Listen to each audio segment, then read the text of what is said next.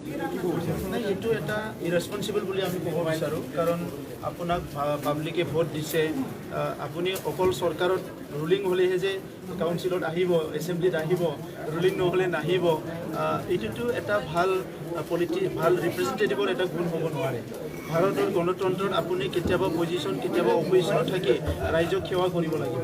আপোনাৰ উদ্দেশ্যটো ৰাইজক সেৱা কৰা আৰু আজি দেখিবলৈ পোৱা গ'ল BPF যিটো কৰিছে সেইটো ৰাইজক সেৱা কৰাৰ কাৰণে নহয় পাৱাৰ লোৱাৰ কাৰণে তেখেতে only and only for power সিহঁতে পলিটিক্স কৰি আছে আজি আৰু ৰুলিঙত নাই কাৰণে এছেম্বলিত অহা নাই সেইটোতো অতি দুৰ্ভাগ্যজনক কথা মই তেখেতসকলক আহ্বান কৰিছোঁ আমাৰ হাউচৰ হয় তেখেতসকলে আহিব লাগে আৰু হাউচত এটেণ্ড কৰিব লাগে আৰু এই অঞ্চলৰ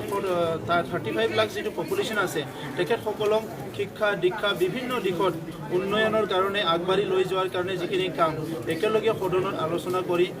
আমি ডিচিশ্যনবিলাক ল'ব লাগে তো সেইকাৰণে তেখেতসকলক পিকনিক খাৱাটো বাদ দি সদনত আহিবলৈ এছেম্বলিত আহিবলৈ ডিছকাশ্যনত অংশগ্ৰহণ কৰিবলৈ আমি আহ্বান কৰিছোঁ আমি শুনিবলৈ পাইছোঁ আজি চিৰাঙত হেনো চন্দন ব্ৰহ্ম ডাঙৰীয়াই মেম্বাৰসকলক লৈ পিকনিক পাতিছে চন্দন ব্ৰহ্ম ডাঙৰীয়াই ইমান ইৰেছপনচিবল কাম কৰিছে 15 বছৰ মন্ত্ৰী হ'ল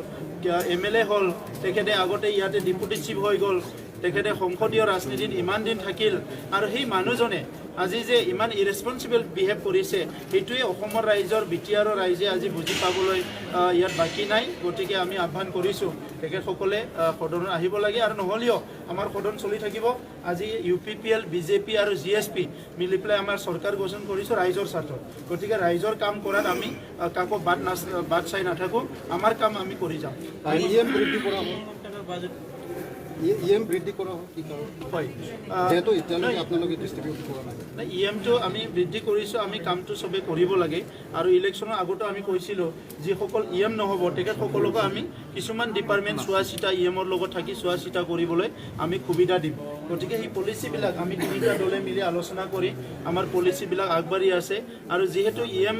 বৃদ্ধি কৰাৰ সুবিধা আছে সংবিধানত ব্যৱস্থা আছে এইকাৰণে আজি EMটো বৃদ্ধি কৰাৰ কাৰণে আমি ডিচিশ্যন লৈছোঁ আৰু এতিয়া আমি প্ৰায় 1800 কোটি টকাৰ যিটো বাজেট সেইটো আমি লে কৰিছোঁ আজি পাছ কৰিছোঁ আৰু ইয়াত কিছুমান অলৰেডি টকা অলপ বাকী আছে খৰচ কৰিবলৈ সেইটো আমি ষ্টেট গভৰ্ণমেণ্টৰ পৰা পইচাখিনি পোৱাৰ লগে লগে আমি খৰচ কৰিম আৰু বিশেষকৈ আমাৰ শিক্ষা হেল্থ এগ্ৰিকালচাৰ আৰু ইনফ্ৰাষ্ট্ৰাকচাৰ যিটো নেকি ৰুৰেল ৰোড গাঁৱত মানুহ বাৰিষা হ'লে আহিবলৈ নোৱাৰে সেই কীটানবিলাকত আমি বেছিকৈ ব্যৱহাৰ কৰিম বুলি ভাবিছোঁ আৰু ইয়াৰ লগতে শিক্ষাটো এটা স্পেচিয়েলি এটেনশ্যন দিয়া হ'ব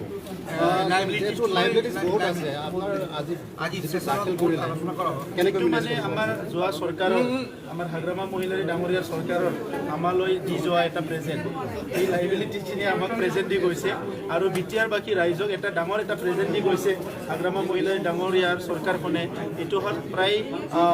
2300 কোটি টকাৰ লাইবিলিটিছ আমাক প্ৰেজেণ্ট দি গৈছে তো সেইটো এটা ডাঙৰ এটা ভুল কৰি থৈ গৈছে ডাঙৰ এটা ইৰেছপনচিবল কাম কৰি থৈ গৈছে যোৱা চৰকাৰখনে এইখন এখন কাউন্সিল হয় ইয়াত ৰেভিনিউ খুব সীমিত থাকে তাৰ সত্ত্বেও যে তেখেতসকলে ইমান লাইবিলিটি কৰি থৈ গৈছে এইটো আমাৰ ৰাইজক হাৰাশাস্তি কৰা হৈছে আৰু সেইকাৰণে আজি ৰাইজে জানক বুলি আমি সদনত এইটো মানে আমাৰ হোৱাইট পেপাৰটো আমি প্ৰেজেণ্ট কৰিছোঁ আৰু আপোনালোকে এইটো গোটেই পাই যাব কি বিভিন্ন ডিপাৰ্টমেণ্টত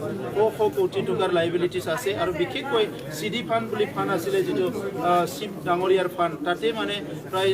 350 কোটি টকাৰ লাইবিলিটিছ আছে আৰু PWD ডিপাৰ্টমেণ্ট তেখেতে চলাইছিলে তাত প্ৰায় 900তকৈ অধিক প্ৰায় 1000 কোটি টকাৰ লাইবিলিটিছ আছে আৰু সেইবিলাক প্ৰত্যেকটো ডিপাৰ্টমেণ্টত আমি এতিয়া ইনকুৱাৰী বহা হ'ব ডিপাৰ্টমেণ্টেল ইনকুৱাৰী বহা হ'ব আৰু ডিপাৰ্টমেণ্টেল ইনকুৱাৰী যদি ক্লিয়াৰ কৰিব নোৱাৰে আমি ইয়াত CM ভিজিলেন্স লাগে ইয়াত CBI লাগে যি লাগে কৰা হ'ব কিন্তু এই যে লাইবিলিটিছ কৰিলে এইবিলাক মিছ এপ্ৰপ্ৰিয়েশ্যনবিলাক যে কৰিলে ফাণ্ডবিলাক যে আননেচেচাৰিলি এইটো খৰচ কৰিলে সেই সকলক আমি মানে এনেই এৰি দিয়া নহ'ব প্ৰত্যেকজনকে ইয়াতে ইনকুৱাৰীত লগা হ'ব আজি সদনত NDP ৰিজুলেশ্যন লৈ এক্সকুচিয়া এণ্ড ডিফেন্স ডিছপুটাল কি আলোচনা কৰা হ'ল কি আলোচনা কৰা হ'ল আজি NDP ইছ্যুৰ ওপৰত পাৰ্টনাৰ NDP সকলৰ জানুৱাৰী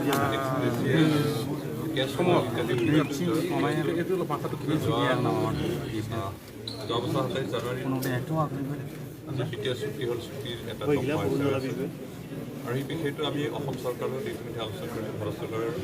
গৃহমন্ত্ৰী ডাঙৰ ডাঙৰকৈ আলোচনা কৰিছোঁ আৰু আলোচনা মৰ্মে এটা সিদ্ধান্ত হ'ল যে Kedah,